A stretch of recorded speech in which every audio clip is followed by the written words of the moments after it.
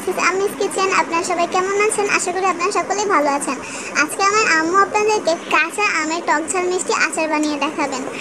আচারটিতে আমরা কোনো রকমের সিরকা ব্যবহার করিনি। আর কিভাবে আপনারা রোদে দেওয়া ছাড়াই আপনাদের আচারটিকে দীর্ঘদিন সংরক্ষণ করতে পারবেন তাই থাকবে আজকের এই ভিডিওতে। আচারটি বানানোর জন্য এখানে আমরা 2 কেজি আম নিয়ে নিয়েছি। আপনারা আমের পরিমাণটা কম বেশি করে নিতে পারেন। আমরা এখানে 2 কেজি আম নিয়েছি, ভালোভাবে ধুয়ে এটাকে এখন কেটে নিব। আমগুলোকে আমরা এভাবে কেটে নিয়েছি, আপনারা চাইলে আপনাদের পছন্দ মতো কেটে নিতে পারেন। এখন এই আমগুলোকে লবণ এবং চুন মিশ্রিত পানিতে 5 ঘন্টা ভিজিয়ে রাখবো। এর কারণ হলো আম থেকে যে কষটা বের হবে সেই কষটা এই চুন এবং লবণের পানি শুষে নেবে এবং আপনাদের আমের কালারটাও সুন্দর হবে। এখন এই আমগুলো ভিজানো হয়ে গিয়েছে, আমগুলো এখন ঢেকে আমরা 5 ঘন্টার জন্য রেস্টে রাখবো। আমগুলোকে রেস্টে রাখার পর ভালোভাবে ধুয়ে নিব, ধুয়ে এরকম পানি ঝরতে রেখে দিব। এখন এই আমগুলোকে একটা শ্রেণীতে নিয়ে 2 ঘন্টার জন্য ফ্যানের নিচে রেখে দিব, যাতে করে আমের গায়ে যে পানিটা আছে সেটা শুকিয়ে যায়। এখন দেখতেই পাচ্ছেন আপনারা যে আমগুলো শুকিয়ে গিয়েছে এবং আমের গায়ে একটা ফোঁটাও পানি নেই। এখন এই আমটাকে আমরা 3-4 ঘন্টার জন্য রোদে দেব। রোদ থেকে আমগুলো আনার পর আমাদের আমের অবস্থা এরকম হয়েছে, দেখতেই পাচ্ছেন আপনারা। আমের গায়ে কিন্তু কোনো প্রকারের কালো দাগ নেই, আমি আপনাদেরকে দেখিয়ে দিচ্ছি। এখন আপনারা এখানে আচারটি বানানোর জন্য একটি প্যানে সরিষার তেল নিয়ে নেবেন। তেলটা গরম হতে হতে এর মধ্যে মশলা দিয়ে দেবেন।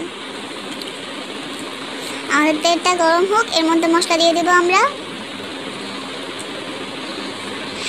এখন এখানে আমরা আদা, রসুন এবং সরিষা অ্যাড করে দিব।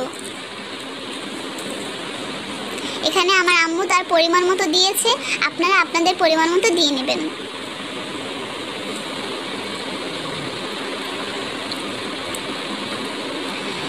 এরপর এখানে আম্মু লবণ অ্যাড করে দিয়েছে পরিমাণ মতো, স্বাদ মতো আপনারা যতটুকু লাগবে ততটুকু দিয়ে নেবেন। এখন এই মশলাটাকে ভালোভাবে ভেজে নিতে হবে। আর আপনারা এখানে অনবরত লাড়তে থাকবেন এবং ভালোভাবে আপনাদের মশলাটা বারবার উঠিয়ে দেখবেন যে কতটুকু ভাজা হয়েছে।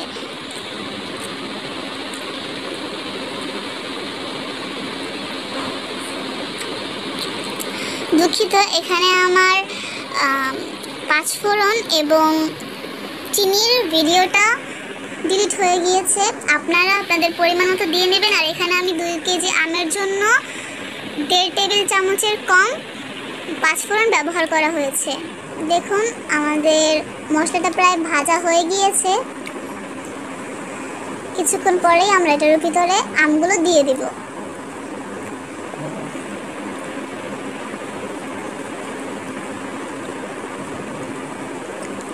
এখনই আমরা আমাদের আমগুলো এখানে দিয়ে দিব। এই যে আমাদের আমগুলো দিয়ে দিয়েছি আমরা এখানে। এখন এখানে আমার আম্মু কিছুক্ষণ পরে মরিচ এবং হলুদ গুঁড়ো ব্যবহার করবেন। এখানে 1 চা চামচ মরিচের গুঁড়ো দিয়েছেন এবং সামান্য কিছু হলুদ গুঁড়ো দিয়েছেন।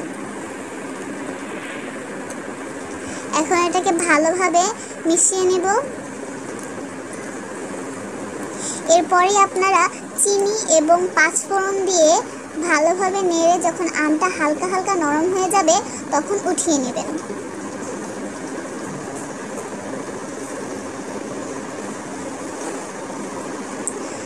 এই যে আমাদের আচার তৈরি হয়ে গিয়েছে। আর আপনাদের আচার কিভাবে দীর্ঘদিন সংরক্ষণ করবেন তার উপায় হলো আপনারা হাত দিয়ে আচার তুলবেন না, ভিজে চামচ ব্যবহার করবেন না আচার তোলার ক্ষেত্রে, শুকনো চামচ ব্যবহার করবেন। তাহলে দেখবেন আপনাদের আচারটি খুবই ভালোভাবে দীর্ঘদিন স্থায়ী হবে। আর কাচের বয়ামে আপনারা আচারটি রাখবেন। আজকে এই পর্যন্তই, পরে দেখা হবে। আল্লাহ হাফেজ।